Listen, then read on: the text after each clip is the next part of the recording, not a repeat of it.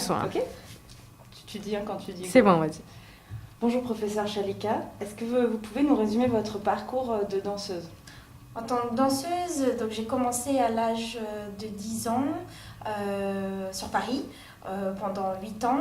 Ensuite, je suis partie au Sri Lanka pendant 1 an où je me suis perfectionnée, où j'ai passé un examen que l'on appelle Arangetram, qui permet de dire qu'on a atteint une certaine maîtrise. J'ai passé des compétitions aussi au Sri Lanka où j'ai été déclarée meilleure danseuse pour les 18-20 ans en 1999. Quand je suis revenue en France, j'ai continué à faire des spectacles un petit peu partout en Europe. Je suis repartie ensuite en Inde, à Bangalore, pour, je dirais, découvrir un autre style du Bharatanatyam et avoir une ouverture d'esprit sur les différents styles que l'on peut trouver dans le Bharatanatyam. Donc c'était un style un petit peu plus moderne. Ça m'a permis de, je dirais, d'avoir une autre connaissance, tout en gardant les valeurs de la danse et en gardant aussi mes bases que j'avais acquises depuis l'âge de 10 ans. Et puis ensuite, je suis revenue en France et puis j'ai continué à donner des spectacles et commencé à enseigner. Justement, pourquoi vous avez choisi cette danse-là? Je pense qu'on ne peut pas dire que l'on choisit, mais que l'on sait que l'on veut faire ça. J'ai été introduite dans la danse classique, dans la danse moderne, dans du hip-hop, mais c'était quelque chose qui était pour moi un hobby. Et quand on m'a présenté le Bharatanatyam, j'avais pas de doute et je suis directement allée dessus. Donc maintenant vous enseignez aussi le Bharatanatyam, depuis combien de temps? J'enseigne maintenant le Bharatanatyam depuis plus de 7 ans.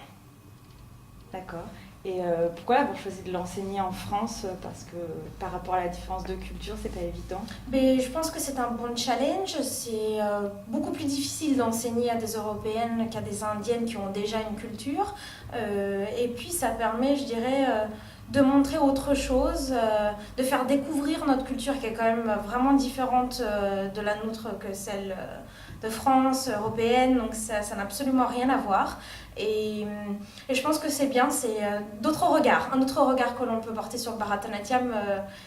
Voilà, je pense que c'est une belle approche, un bon challenge et montrer que tout le monde peut en faire. Donc vous leur apportez tout ça et qu'est-ce que vous attendez d'elle en retour?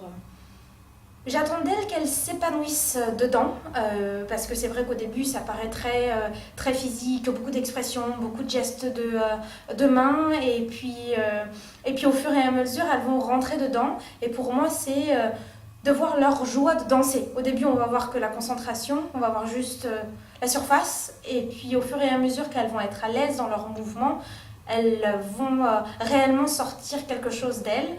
Et je pense que c'est pour une belle récompense pour un professeur que de voir ça.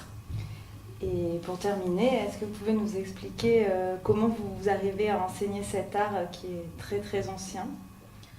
Comment j'arrive à enseigner cet art Comment ça se passe en fait Écoutez, au début c'est une belle introduction sur le Bharatanatyam, déjà d'expliquer ce que c'est, et ensuite expliquer chaque chose, chaque moment d'apprentissage, bien sûr leur dire qu'on reste quand même, malgré qu'on soit en France, on reste quand même dans la culture indienne.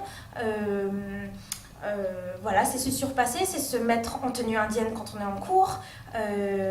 Voilà, et puis au fur et à mesure de faire découvrir, je dirais, l'histoire de l'hindouisme, parce que le Bharatanatyam aussi, c'est la religion hindoue, donc c'est toutes les divinités indiennes qu'il faut savoir, donc c'est, je pense, un apprentissage à vie. Et puis, voilà, je pense, pour de la technique, d'arriver à se surpasser soi-même.